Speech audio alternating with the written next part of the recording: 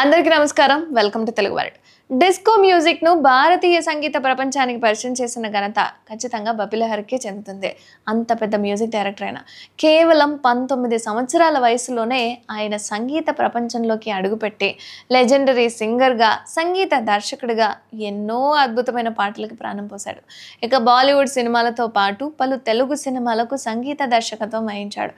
ఇక సింహాసనం, state rowdy, gang leader, rowdy గారి పెళ్ళం, రౌడీ గారి అల్లుడు, రక్తదర్పణం, రౌడీ ఇన్స్పెక్టర్, నిప్రవ, బ్రహ్మ, ఖైదీ ఇన్స్పెక్టర్ లాంటి ఎన్నో తెలుగు హిట్ సినిమాలకి ఆయన సంగీత దర్శకుడిగా ఉన్నాడు. చివరిగా రవితేజ నటించిన డిస్కో రాజా సినిమాలోని ఓ పాటను కంపోజ్ చేశారు ఈ లెజెండరీ మ్యూజిక్ డైరెక్టర్. ఇలా సంగీత ప్రపంచంలో తనకంటూ ఒక ప్రత్యేక గుర్తింపును తెచ్చుకున్న బప్పి లహిరి 2022లో కన్నుమూశారు. డిస్కో కింగ్గా పేరు తెచ్చుకున్న బప్పి లహిరికి సంగీతంతో పాటు బంగారు ఆభరణాలంటే చాలా ఇష్టమట. ఎక్కడ కనిపించినా సరే ఆయన చేతికి బంగారు కడియాలు, ఉంగరాలు, మెడలో బంగారు గొలుసులు ఖచ్చితంగా మనకు కనిపిస్తూనే ఉంటాయి. ఈ క్రమంలోనే ఆయనకు గోల్డ్ మ్యాన్ ఆఫ్ ఇండియా అన్న పేరు కూడా వచ్చింది.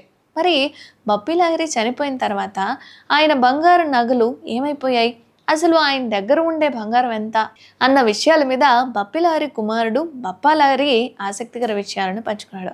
మా నాన్నకు చెందిన బంగారం అంతా కుమారుడు కుమార్తెకు చెందుతుందని వీలునామాలలో రాశారట.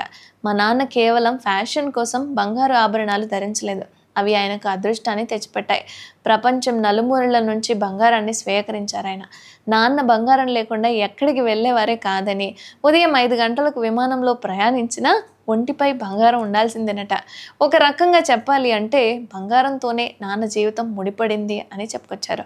ఇక నాన్న చనిపోయిన తర్వాత ఆయన ఆభరణాలు భద్రంగా దాచిపెట్టామని, వాటిని మ్యూజియంలో పెట్టే ఆలోచన కూడా ఉందని, అప్పుడైతే అందరూ నాన్న బంగారు ఆభరణాలను చూసే అవకాశం ఉంటుందని బప్పా లహిరి అయితే చెప్పుకొచ్చారు. ఇక బప్పి లహిరి తన దగ్గరకు వచ్చిన ఎంతో మందికి బంగారు ఆభరణాలను బహుమతిగా ఇచ్చేవారట. ఈ క్రమంలో ఆయన దగ్గర ఎంత బంగారం ఉందో ఖచ్చితంగా తెలీదు. కానీ 2014 బీజేపీ తరపున ఎన్నికల్లో పోటీ చేసిన బప్పి లహిరి నామినేషన్ సమయంలో తన వద్ద ఉన్న బంగారం, వెండి ఆభరణాల లెక్కలను బయటపెట్టాడు.